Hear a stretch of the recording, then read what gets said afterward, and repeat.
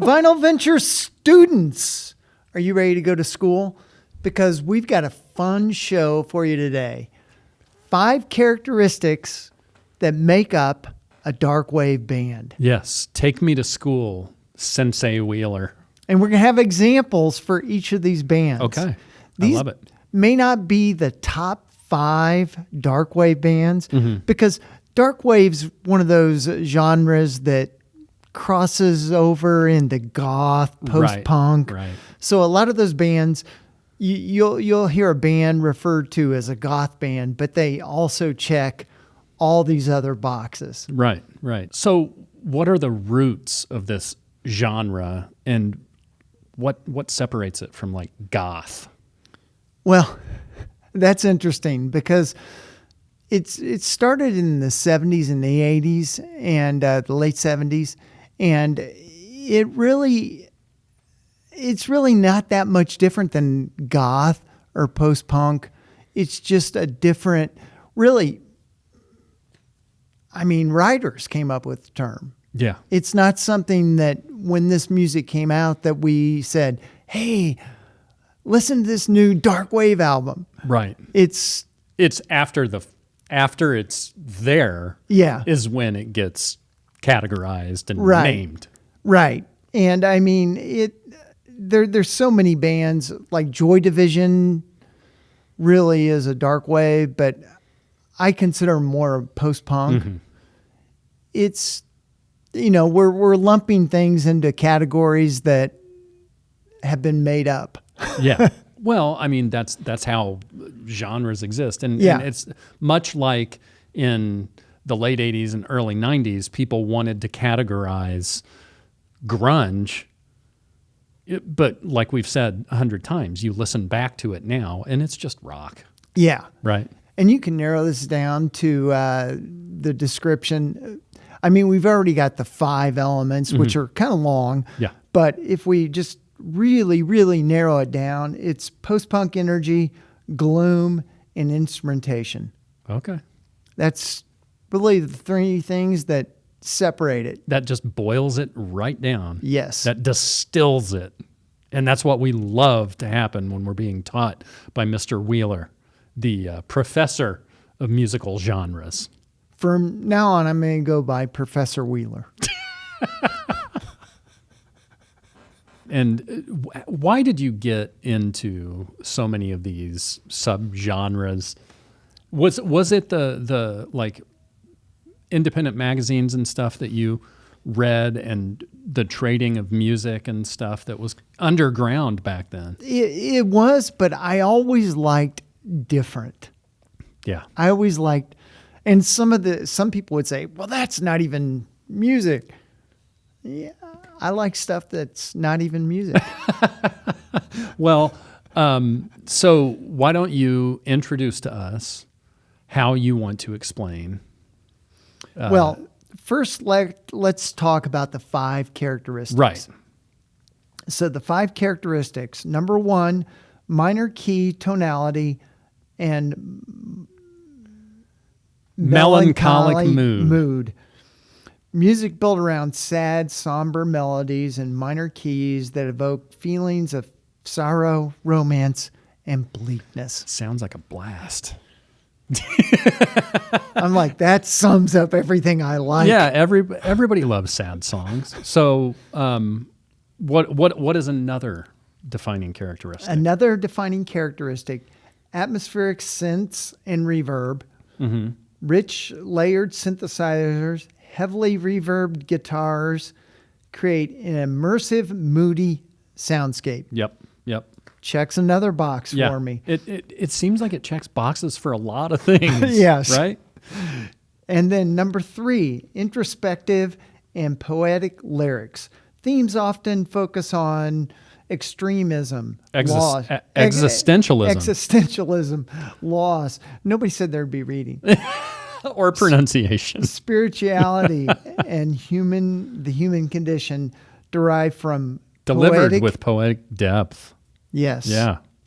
So that checks a lot of other bands' boxes for me as well. Right. And then number 4, drum machines and electronic beats.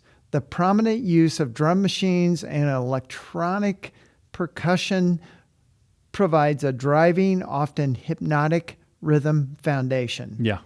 And then number 5, fusion of Gothic and electronic sounds. A blend of Gothic rock's darkness and electronic music's synthetic textures drawing from post-punk origins. So that's a lot. It's a lot. So let's break it down and give examples of each of those characteristics. Yeah. Oh, okay, cool. So let's start with minor key tonality and melancholic mood. Melancholic mood. Depeche Mode, speak and spell. It really Depeche Mode. Yeah. I mean, they're a dark wave band through and through. Right, right. What about Depeche Mode was attractive to you? What pulled you in? Pretty much the sound. Yeah. I mean, it's a dark sound. There's no two ways about it. I mean, if you did a top 5 ranking, they would be near the top. Yeah. Because their sound is kind of unto themselves. Yeah. And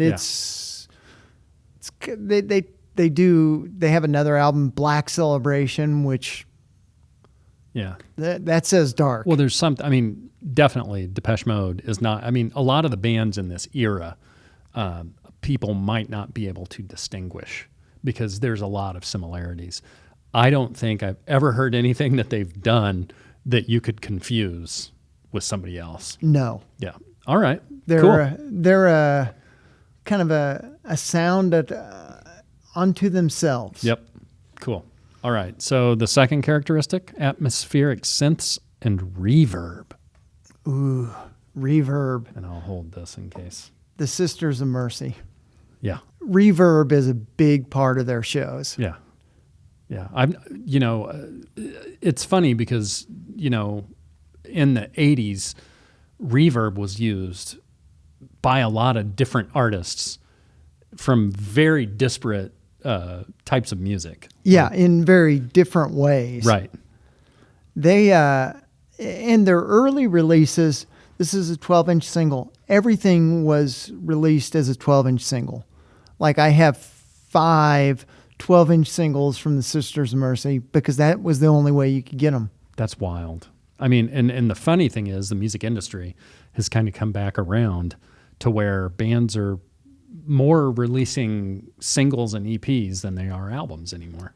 Yeah. What was it about the Sisters of Mercy that spoke to you? It was the combination of a dark mood and just the guitars are right there. Yeah. I mean, they're in your face. Yeah. Well, that's they've got the synths backing it up. It's just perfect. Definitely not like something that you look hear at the songs. Temple of Love, Heartland, Give Me Shelter, a cover of the Stones. That's awesome. That's cool. I love the just their look on, their stuff. Merciful Release. Okay, cool. So that's the second. The third is introspective and poetic lyrics. Well, and I think I know you have to look no further than The Cure. Yeah. This is an import, I think, and it's Boys Don't Cry. I mean, that alone, that kind of sums it up. Boys Don't Cry. Well, I mean, Robert Smith is kind of an originator, not just in this in this genre, but a lot of genres, and it's interesting how the people that really love The Cure just hold on to them. I mean, they're on for anything that they do. What was it about The Cure that you loved when you heard them? Well, I worked at a record store, and a lot of the people in the record store were way into The Cure. Yeah. I mean, so into it that one of the guys had a band that kind of ripped off The Cure. Happens all the time. Yeah. Well, and that's, I worked in a record store, when I was younger too. And those, it's not necessarily a musical sensei, but those people you kind of absorb the tastes of the people that you surround yourself with. So. Oh yeah. Yeah. They, and you look at some of the other songs like Killing an Arab. Yeah. You had it right. Killing an Arab, another, it's a poetic thing. And they just, their songs have meaning. Mm-hmm. There's a heaviness. There's a heavy story to each song. Yeah, that's cool. Awesome. Well, Mr. Smith, I think, would agree. And he was in another band that falls into this, Sushi and the Banshees. Yep. And it's the same thing. Yep. Well, that's cool. Okay, so that's drum machines and electronic beats are the next characteristic. You could do almost all these bands in this. Yep. But a band that we haven't talked about much, The Sound. And they're a band that I haven't been on forever, that I recently discovered. That's interesting. Within the last 4 or 5 years, and it nails it. Yeah. I mean, you look at the members and what they play, and I think the first two guys are listed as keyboards. Why not? Why not have as many keyboards as you have? Yeah, I mean, it is the sound of the decade that we're talking about. Yes, for sure. So pretty much every band had it, but 2 keyboard players. So these are a recent discovery. Why? Why did they? I think a podcast I listen to that does, it's called The 80s Underground. Mm-hmm. And he does he does discovered music, and he does a bunch of music you may have not have heard. That's why I love it, because awesome. I can discover new music from the 80s that it's like, wow. How did I miss that? How did I miss that? And I mean, it's easy to miss stuff when it's not everywhere. Right. We have more to choose from now. So that's a great thing. But the other side of it is you're swimming in a sea of stuff to listen to, as opposed to a much more narrowed down. Yeah. And I mean, basically London was the epicenter for the sound. There were plenty of US bands that have really done a rejuvenation, the new dark wave. But at the time it was really London bands. That's cool. The last characteristic, fusion of Gothic and electronic sounds. And again, that could check a lot of boxes. Yeah. But who's a good example? A good example would be our good old friends, Bauhaus. Yeah. And absolutely. another 12-inch single. This is Bela Lugosi's Dead, which is probably one of my top 10 favorite songs. And to dive further, this is the blend of Gothic rock's darkness with electronic music's synthetic textures, drawing from post-punk. So this is kind of taking its arms and pulling all of that stuff in. Yeah. And making this their sound. Yeah. And I mean, again, the dark wave, you're going to see pretty much every band that falls into goth listed as like dark wave. Right. Post-punk a lot too. Yeah. So it was just basically the dark wave sound was it was almost a rebellion of punk, post-punk, and new wave. Which was going to happen with all of these bands and all of these types of music coming to the fore at the time that they did. And, I mean, it's easy to underestimate, maybe not these bands, but the reason that all of this, I really think one of the reasons that all of this music kind of bubbled up is because in the 80s, you had more than just radio and more than just fanzines and things to introduce bands to the greater population. MTV is the biggest example of that. Yeah, and a lot of these bands, well, maybe The Cure were big on MTV, but a lot of them didn't get that much MTV play. And that's kind of crazy, right? Yeah. The difference between the level of popularity between Bauhaus and The Cure. Yep. Well, I mean, it's always fun to be taken to school on Vinyl Ventures. It's not something we do a lot, but these are fun discussions to have because the genres are interesting and the definitions behind them are really interesting. And luckily, we have a genre genius right here on the set, Mr. Wheeler. So make sure you go to our Fourth Wall page, check that out. You can throw a few shekels at us and you can get some behind the scenes stuff, some exclusive merch, and, you know, just enjoy this music. It's there to be enjoyed. When I was going through all of my records yesterday, there's a lot. There is a lot.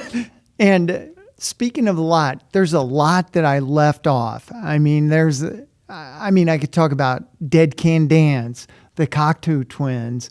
Yep.